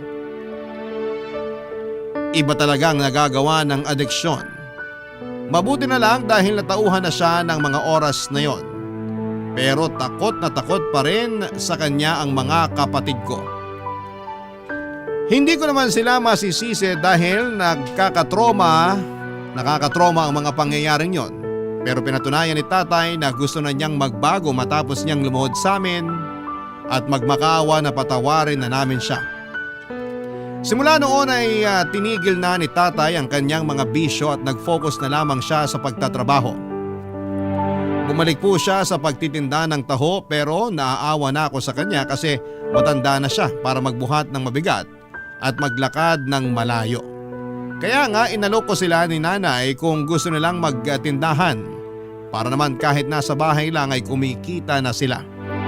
Hindi naman sila tumanggi kaya pinondohan ko ang bagong negosyo nila.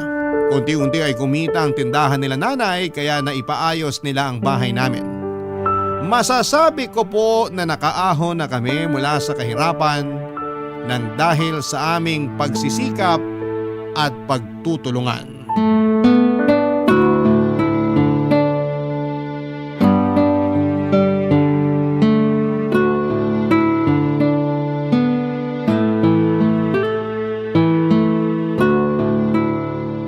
Nay, ito pang tuition sa school ng mga kapatid ko. Tapos ito naman, allowance nila pag nagsimula na klase nila.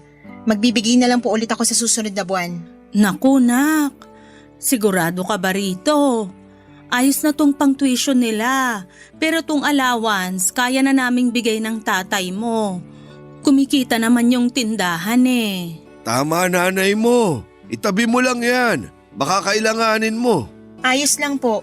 Nakalaan po talaga to para sa mga kapatid ko. Kaya tanggapin nyo na po. Sige, nanay. Nahihiya na kami sa'yo eh. Hindi na namin alam paano ka babayaran yan. Hindi naman po ako naniningil eh. Tsaka, bakit kayo mahihiya? Anak nyo ko, magulang ko kayo. Hindi na kayo ibang tao sa akin. Ang laki na kasi ng naitulong mo sa pamilya natin. Ang dami mong sakripisyo. Pasensya na kung kinailangan mong gawin yun para maiahon tayo sa kahirapan, ha? Nahihiya kami sa'yo. Kasi ikaw na yung tumayong haligi ng tahanan natin. Dahil naging siraulo ako nung araw. Ewan ko ba naman sa sarili ko? Buti na lang, mabait pa rin ang Panginoon. Kasi hindi niya inayaan na masira ko lalo ang pamilya natin. At malaki rin pagpapasalamat ko sa nanay mo. Dahil hindi niya ako iniwan. Siyempre, mahal kita eh. Pero malapit na talaga kita nun sukuan, kundi ka lang nagbago. Buti na lang, di mo ako sinukuan. At ikaw rin, nak. Ang laki ng pagkukulang ko sa'yo bilang tatay mo. Tapos, ang dami ko rin kasalanan. Akala ko nga tinakwil mo na ako. Kamuntik na rin po kung hindi talaga kayo nagbago.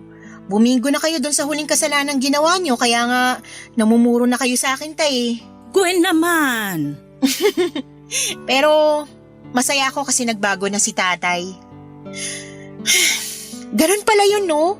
Kusang mawawala yung galit at tampo sa puso kapag natuto tayo magpatawad. Kaya nga po pinapatawad ko na kayo, tay. Huwag nyo na lang po talaga uulitin yung ginawa nyo. Oo naman, hindi ko na yun uulitin. Ako na mismo magpapabarangay sa sarili ko pag ginawa ko pa yun. Saka siraulo na lang ako kung sisirain ko pa yung pamilya natin. Ngayon pa na bumubuti na pamumuhay natin. Hindi pa po tayo mayaman, pero hindi na tayo hikahos katulad nung araw. Nakakakain na rin tayo ng mga gusto nating kainin. Hindi na rin sabaw na may asin at paminta yung ulam natin. Asensado na tayo kasi masipag at madeskarte ka, Gwen. Tapos nahawahan mo na lang kami ng tatay mo. Hindi ba, Noli? Totoo yun. Hindi lang pala sapat yung sipag. Dapat may diskarte rin. Pagtsatsaga at pag-asa na matutupad yung mga pangarap natin, gaano man yun kaimposible. Kahit mga magulang mo kami, meron din kaming natutuhan sa'yo, nak. Salamat, nak. Mahal na mahal ka namin ng tatay mo. At proud kami sa mga narating mo sa buhay. Mahal na mahal ko rin po kayo. Mahal na mahal ko pong pamilya natin. Masayang masaya ako kasi hindi lang ako ang umasenso sa buhay dahil kasama ko rin dito ang pamilya ko. At kahit na marami pa rin kaming pagsubok na pinagdadaanan, nalalagpasan namin yon dahil sama-sama kami at nagtutulungan. Napakalaki talagang factor na hindi ka lang mag-isang nangangarap sa pamilya. Mas nagiging magaan kasi bawat pasan na responsibilidad kung nandyan ang pamilya mo para umalalay sa iyo, Papa Dudut. Sa kasalukuyan, nandito na kami sa taytay ng asawa ko at kinasal kami last 2022 pero wala pa rin kaming anak magpahanggang sa ngayon. Kaya nga nag-decide na lamang kami na mag-ampon ng batang palalakihin namin at ituturing na sariling anak. Kung pagkakalooban pa kami ng Diyos ng anak ay malugod namin yung tatanggapin at ipagpapasalamat. Hanggang dito na lamang po ang sulat ko at sana'y meron kaming na-inspire at napasaya sa istoryang ibinahagi ko sa inyong lahat sa programang Barangay Love Stories. Maraming salamat po Papa Dudut and more power sa inyong istasyon. Ang inyong forever kapuso at ka-barangay, Gwen. Nagustuhan ng iyong napakinggan? Ituloy yan via live stream sa www.gmanetwork.com/radio.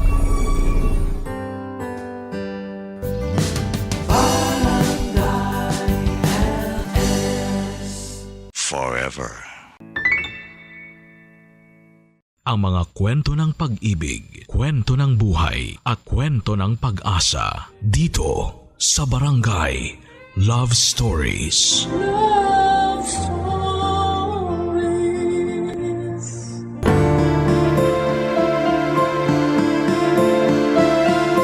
May mga pag-ibig na hindi agad nabubura. Mga klase ng pag-ibig na lagi mong babalikan sa tuwing matatahimik ka at maaalala ang nakaraan. Ikaw kabarangay, sino nga ba ang pag-ibig na hindi mo magawang makalimutan? Dear Papa Dudut, naalala mo pa ba ang unang nagpatibok ng puso mo? Kasi ako, oo. Ako nga pala si Jerry, 35 years old at gusto kong ibahagi sa inyo ang kwento ng first love ko. Siya si Mitch, mas matanda siya ng 5 taon sa akin. Pero hindi naging hadlang ang aming mga edad para magkaroon ng katuparan ang aming pagmamahalan. 18 anyos ako nang una ko siyang makita. Kabatch at katrabaho siya ng ate ko. Minsan ay inimbitahan siya ni ate nila sa bahay namin. Iba na agad ang naramdaman ko nang magtama ang aming mga mata. Nakatambay sila noon sa sala at ando naman ako sa kusina, Papa Dudut. Kitang-kita namin ang isa't isa. Panay ang sulyap niya sa akin at iba ang sulyap na yon. Palihim din niya ako giningitian tuwing tumatalikod si ate sa kanya.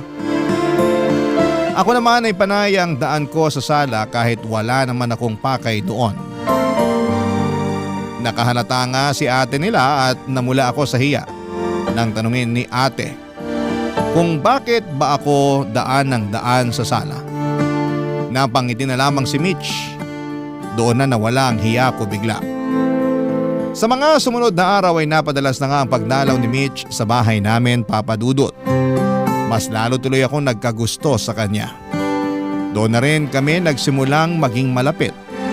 Kinuha niya ang number ko at agad ko naman yung ibinigay.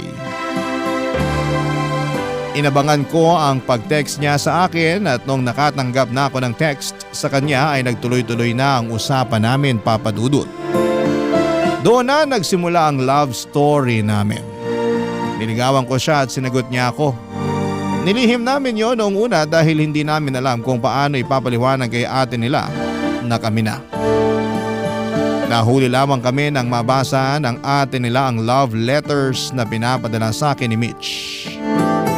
At ang mga love letter na yon ay tinago ko pa rin kahit na nagkahiwalay na kami at kahit na lumipas na ang ilang taon. Nasa kwarto nga ako at naglilinis nang makita ko ang isang maliit na karton na nasa pinakatagong at pinakailalim ng cabinet ko. Doon nakatago ang mga love letter ni Mitch sa akin noong araw. Binasa ko ang mga yon at muli na naman akong nahuli ni ate nila na nakangiti habang hawak-hawak ang mga yon, Papa Dudut.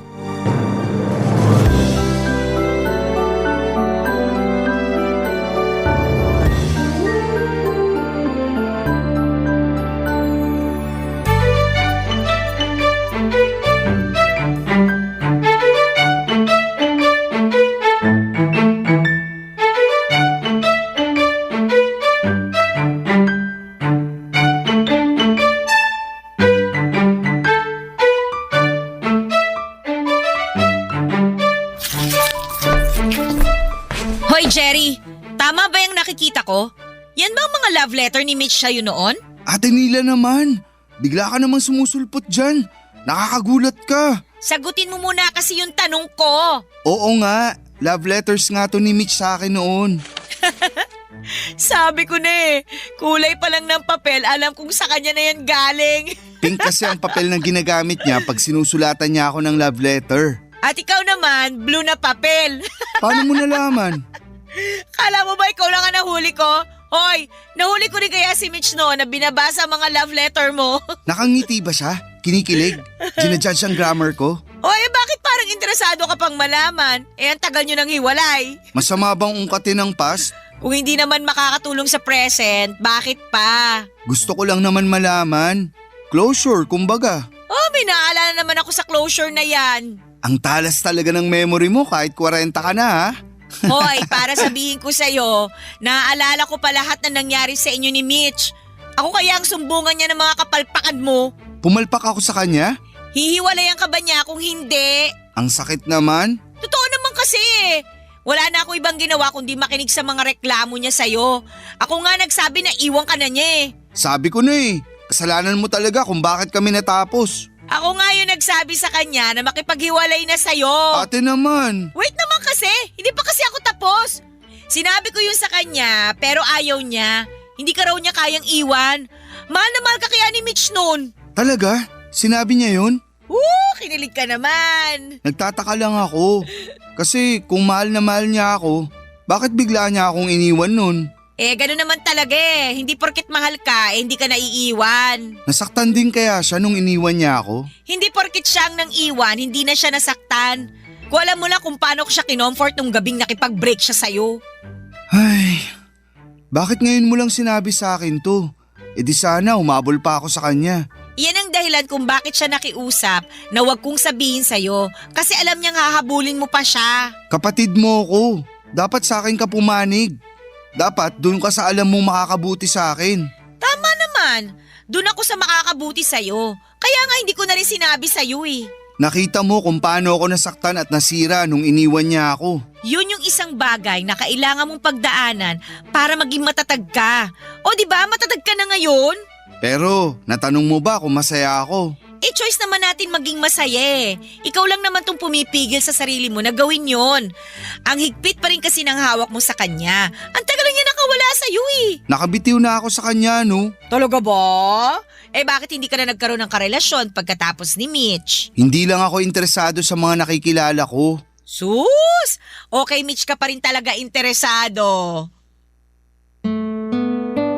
Ano ba ang hula ko kung bakit ako iniwan ni Mitch noon? Sabi nila, age doesn't matter, hindi ba? Sa amin naman ni Mitch ay wala naman talagang kaso ang kaibahan sa edad namin. Hindi naman ako minor de edad nang maging kami. Oo, at 5 taon ang tanda niya sa akin pero hindi yon nahalata sa amin, Papa Dudut. Magaling kasi kaming magdala. Pero hindi yon nakita ng ibang tao sa paligid namin. Mga taong ayaw sumuporta at gusto lang lagi ang mangpuna. Sa mga unang buwan namin na magkarelasyon ay marami ang nagtaas ng kilay sa kung bakit ako ang pinatulan ni Mitch. Bakit daw parang naghanap lamang siya ng batang kapatid. Sinasabi nila na kapag tumagal daw ay ipagpapalit ko siya sa mas bata sa kanya. Nung una ay nagagawa lang namin yon na pagtawanan pero nang tumagal at paulit-ulit na ay narindi na ng tuluyan si Mitch.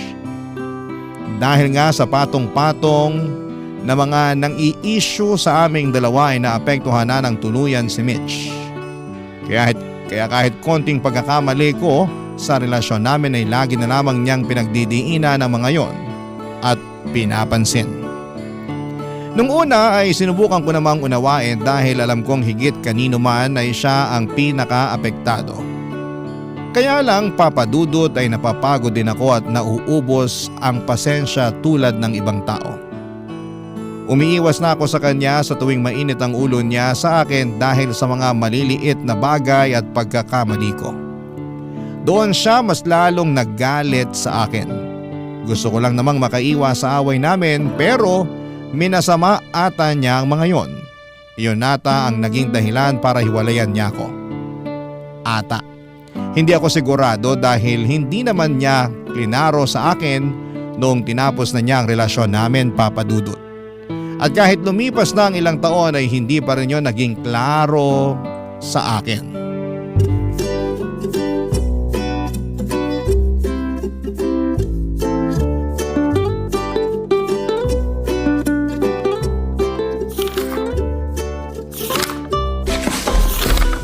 Hoy, Ate Nila, bakit mo binubuklat yung yearbook mo ng high school?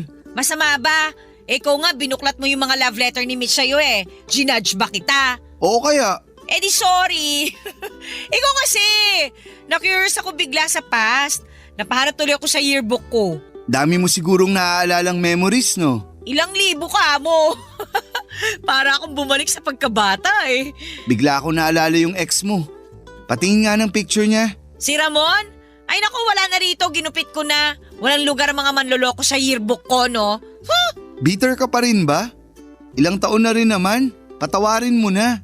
Tanungin kita, kapag nalaman mo bang niloko ka ni Mitch noon, mapapatawad mo ba siya? Teka, niloko ba niya ako? Hypothetical question lang naman kasi, ano ba? Hindi nga. Niloko ba niya ako? Kaya ba niya ako iniwan? Ay, hindi kanya niloko, no? Seryoso siya nun sa'yo. Kahit na ang daming pogi at kaedad niya ang lumapit sa kanya dati, ikaw pa rin ang gusto niya. Hindi ko nga alam kung anong meron sa'yo, bakit baliw na baliw si Mitch sa'yo noon eh. Ikaw lang naman tong walang bilib sa kapugian ko eh. Mas bilib ako sa kayabangan mo. Huwag ka nga masyadong bilib sa itsura mo. Kung alam mo lang kung gaano kagwapong naging boyfriend ni Mitch nung high school kami, no? Manliliit ka talaga na parang pasensya ko sa'yo. Thank you sa pangdadaw ng confidence ko ha. Mabuti ka talagang ate. Galing! Binabagsak ko lang yung kayabangan mo. Aba. Patingin nga ng mga naging boyfriend ni Mitch dati. Ako ang huhusga. Wag na. Baka lalo ka lang manliit. Patingin na, dali. Ah, sige. Gusto mo talaga, ha? Oh, sige. Oh, ito. Nakikita mo tong tisoy na to. Valedictoria namin nung high school to.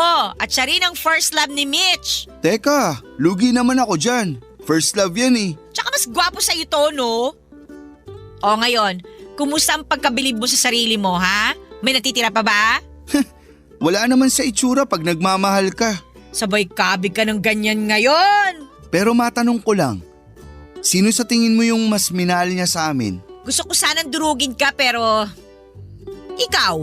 Ikaw yung mas minahal ni Mitch. Paano mo nasabi? Tisoy yan tapos matalino pa.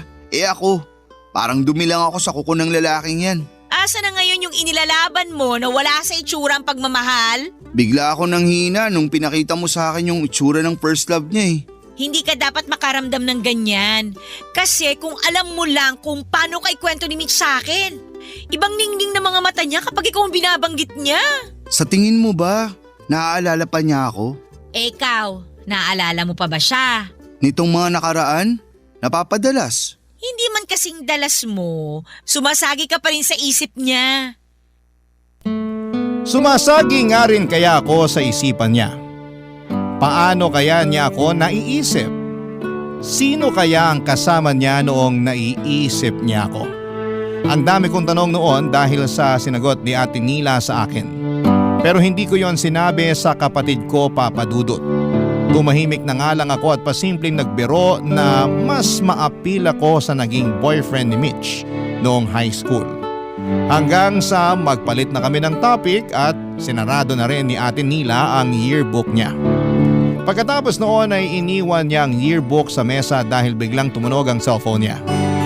Nang makalayo si Ate Nila para sagutin ang tawag ay siya namang pagdampot ko sa yearbook at pagbuklat kung saang pahina nakapaskil ang magandang larawan ni Mitch. Napangiti ako nang mapunta sa pahina na yon, Papa Dudut. Napakaganda ni Mitch habang suot ang kanyang toga. Kahit nga black and white lamang yon, pero litaw pa rin ang kagandahan niya. Lumabas ang magkabilang beloy sa kanyang maumbok na mga pisngi. Napakaganda ng kanyang pagngiti. Simple lang ang mukha niya at walang halong kolorete. Iyon na yon ang babaeng natutunan kong mahalin ng una kong makilala. Kumusta na nga kaya siya?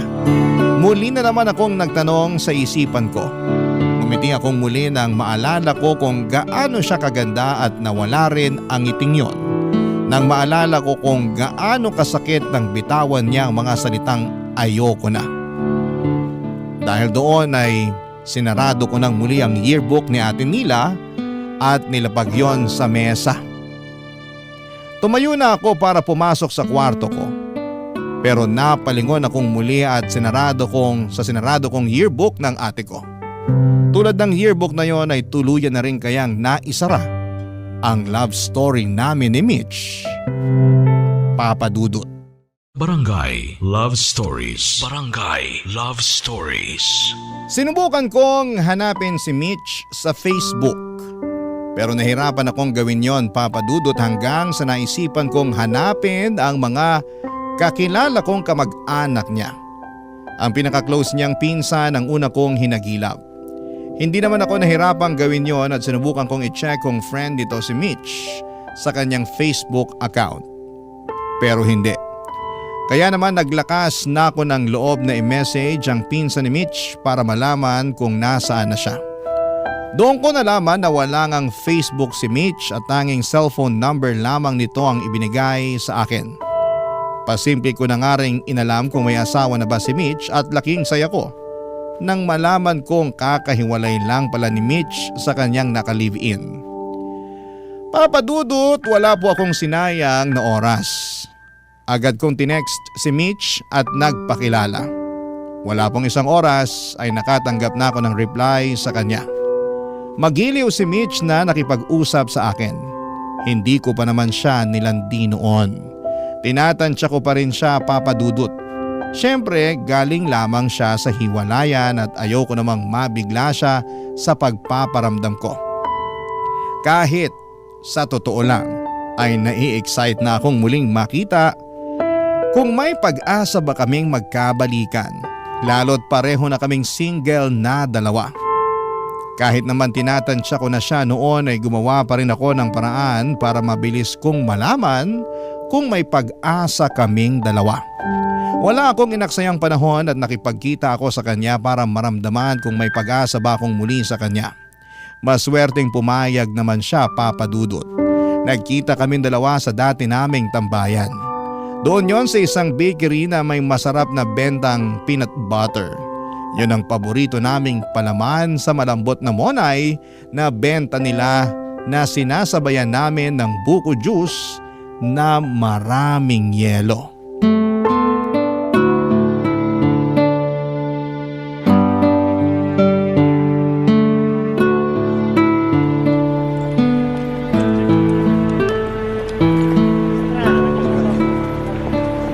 Grabe! Iba talaga ang lasa ng peanut butter dito. Ang creamy, nakakamiss. Sana all nami-miss. Masyado akong nakafocus sa lasa ng peanut butter. Kaya hindi ko muna papansinin yung pagpapasana all mo. Ang hina ako naman sa'yo.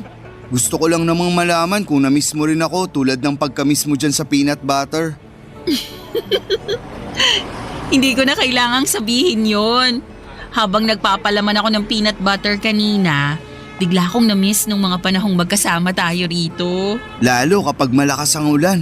Ang sarap kasing tumulala sa bintana habang umuulan. At habang umangata ng monay na may peanut butter. Tapos sasabayan pa ng buko juice na maraming yelo. Tapos nagmamadali na akong ihatid ka pa uwi kasi tumatawag na ang nanay mo. Nirason mo pa ang nanay ko, gusto mo lang naman magbanyo. Ang lakas kasi makasira sa tiyan mo ng peanut butter at malamig na buko juice. Kahit alam kong red flag sa akin ang combo na yon, gusto ko pa rin. Alam mo kung bakit?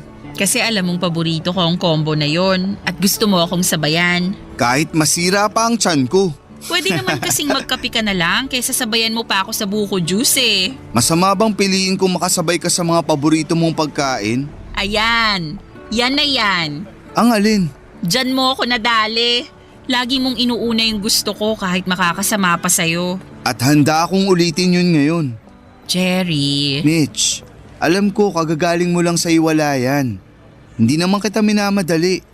Gusto ko lang malaman mo na walang nagbago. Ito pa rin ako. Gusto pa rin kita. Alam mo bang ikaw ang huli ko? Huli? Una't huli. Ang hirap ko bang palitan? Ang hirap mong tumbasan. Wala ka pa ring pinagbago. Kuha mo pa rin ako sa mga ganyang linya mo. Mabuti naman. Akala ko nangalawang na ako eh. Ako nga ata itong nangangalawang na eh. Hindi ko na alam kung paano sasagot sa mga ganyang linyahan mo. Hindi ko na alam paano magpaligaw. Magtulungan na lang tayo sa ligawan. Dapat lang naman. Kahihiwalay ko lang, Jerry eh. Pero hindi naman ibig sabihin nun eh. Hindi ka na dapat sumubok ulit. Sumubok na ako sa'yo noon. Ano nangyari? Natalo lang tayo pareho. Natapos lang din. Baka naman iba na ngayon. Ganyan ka kakampante? Oo. Kasi hindi naman tayo pagtatagpuin ng tadhana ngayon kung wala lang to. Pinagtagpo tayo ng tadhana kasi pinilit mo. Kinulit mo pa talaga yung pinsan ko para sa cellphone number ko ha? Kasi ganun ako kapursigido na may tadhana ka na sa akin ngayon. Pinalagpas kita noon. Hindi ko na ata makakaya kung makakawala ka pa ngayon. Hindi mo siguro ako titigilan hanggat hindi ko binubuksan ang pinto ko para sa'yo, no? Pinto at bintana. Hihintayin kong parehong magbukas. Sa ngayon, pwede bang bintana lang muna?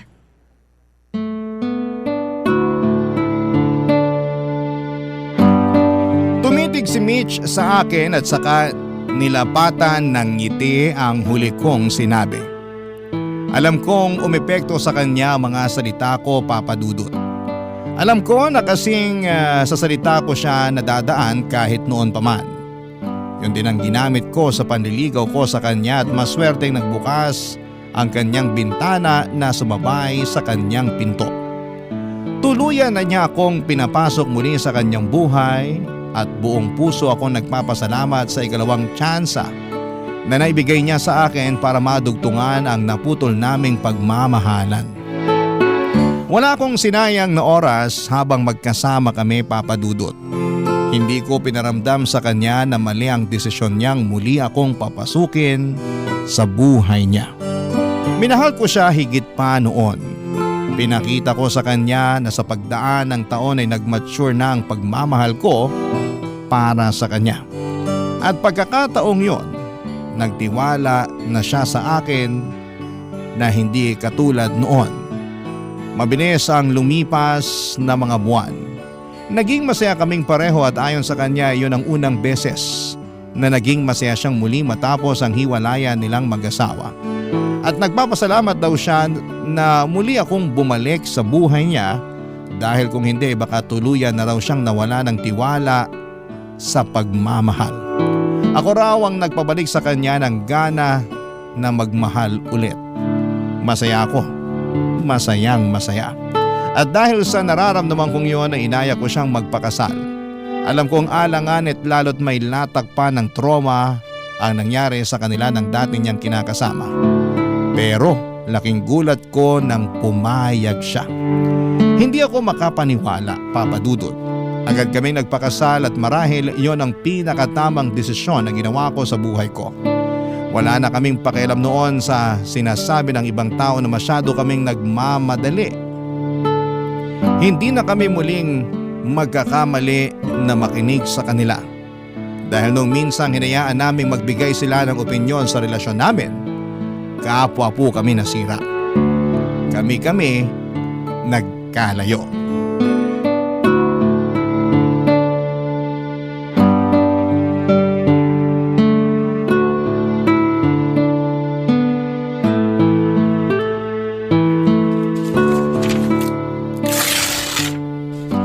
Dahan-dahan ka sa pagbubukas ng mga regalo natin ha. Baka pwede ko pang magamit yung mga karton. Oo naman. Alam ko namang reyna ka ng pagre-recycle. Pati yung mga gift wrapper ha. Baka pwede ko pang magamit yan pang balot ng ireregalo ko sa mga future wedding na pupuntahan natin. Ang resourceful at wise naman pala nitong napangasawa ko. Anong resourceful at wais? Baka kuripot ka mo. Gusto mo ba pati tong adhesive tape itabi ko? Baka kasi gusto mo pang magkuripot sa pandikit. Hoy, hindi naman ako ganyan kakuripot no. Ang ate nila mo kaya ang ganyan. Sinabi mo pa. Ito ang niregalo niya sa atin na microwave oven Galing pa sa napanulunan niya sa raffle sa trabaho niya nung Pasko. Hoy, hindi ko alam yan ah. Akala rin niya hindi ko alam. Ito mismo yung nakasiksik sa cabinet namin sa kusina. Huwag mo na lang sabihin na alam na natin. Baka magtampo pa, bawiin yan. Alam mo naman yun. Sobra kung magtampo. Pero wala pa rin tatalo sa'yo. Hoy, hindi ako matampuhin ah. Anong hindi? Hindi ko lang na-replyan agad yung pinadala mong love letter sa akin nun. Nagtampo ka na agad ng 1 linggo. Ang hirap mo pa namang suyuin. Dati yun. Bata pa kasi ako noon. Hindi rin. Masyado ka lang clingy sa akin. Kasi patay na patay ka sa akin. Subukan mong i-deny. Habang tumatagal, pumapalo na sa langit ang kakapalan ng mukha mo, no? Iba ang kakapalan ng mukha sa confidence. Hindi na nga confidence yan Papunta na sa kayabangan Kaso, minahal mo naman ng todo ang mayabang na to. Ewan ko ba? Sabi ko naman hindi ako papatol sa mga nuknukan ng yabang. Kaso, kinarma ka ata sa akin. Hindi naman lahat ng karma masama. Para sa akin, good karma ka. Kasi after kong masaktan sa maling tao, ikaw ang good karma na binato sa akin ng Diyos. Nabukulan ka ba ng binato ka niya? Sige, ilakas mo yung biro mo. Kapag binawi niya ako sa'yo, iiyak ka talaga. Hindi rin. Hindi ka iiyak pag binawi ako ni Lord sa'yo? Hindi ka na niya babawiin kasi alam niyang tayo talaga para sa isa't isa. Ay, huwag kang masyadong kampante. Tandaan mo, nagkahiwalay na tayo noon. At hindi na ako papayag na maulit yun ngayon. Diyan ako bilib sa'yo Bakit? Laki ng tiwala mo sa relasyon natin. Masyado ka lang in love sa akin, kaya tiwala ako na hindi mo ako basta-bastang iiwan. Nagsiseryoso na ako sa usapan, gagatungan mo na naman ang kayabangan. Kilala mo naman ako. Dinadaan ko lang sa biro ang lahat, pero seryoso ako. Seryoso sa'yo. Alam mo, ang landi mo pa rin, no? Sa'yo lang naman ako ganito. Talaga lang, ha? Samantalang dati, kapag hindi mo ako kasama, nilalandi mo raw yung kapitbahay nyo na dalaga. Uy, walang ganun. Si ate nila ba ang nagsabi niyan? Halika, puntaan natin siya para magkaalaman. Joke lang. Hinuhuli lang kita. Hindi mo na kailangan gawin yan. Loyal ako sa'yo nun. Kahit gusto akong lapitan ng kapitbahay naming dalaga nun, iniwasan ko pa rin. So inaamin mong may gusto sa'yo yung kapitbahay nyo noon? Oh, bakit parang papunta na to sa away? Huwag mong sabihin sa akin pinagseselosan mo pa yun. Masama ba? So wala akong naging closure sa'yo noon Kung closure lang din naman ang pag-uusapan, ikaw nga tong hindi nagbigay sa akin noon nung iniwan mo ako. Napatahimik si Mitch sa sinabi ko, Papa Dudut. Hindi ko rin alam kung bakit napabulalas ako tungkol doon. Nangako naman ako sa sarili ko na hindi na importante ang dahilan kung bakit niya ako iniwan noon dahil nakabalik naman siya sa ngayon. Kaya lang tao lamang ako at naghahanap ng sagot kung bakit nawala siya sa akin noon. Babawiin ko na nga sana yung sinabi ko para hindi na awkward. Nagkunwari na lamang ako na pinagpapatuloy na ang pagbubukas ng regalo. Kaya lang ay hindi na ibalik ang dating masayang energy namin. Kaya naman hinawakan ni Mitch ang mga kamay ko para ibigay sa akin ang closure na ilang taong ko ring hinahanap. Pinatigil niya ako sa pagbubukas ng mga regalo. Hinarap niya ako at tinanong kung gusto ko ba talagang malaman kung bakit niya ako iniwan. Tumango lamang ako kahit na hindi na ako noon sigurado kung gusto ko pa rin bang malaman. Napabuntong hininga si Mitch. Panay ang tingin niya sa paligid. Parang alanganin din siya kung sasabihin sa akin ang katotohanan. Kinabahan ako noon, Papa Dudut, kung ano-ano ang laro sa isipan ko sa kung bakit nga ba niya ako iniwan. At doon ay mas lalong kumabog ang dibdib ko nang malaman ko ang katotohanan. Inamin niya sa akin na nagpadala siya sa mga sinabi ng ibang tao na masyado akong bata para sa kanya.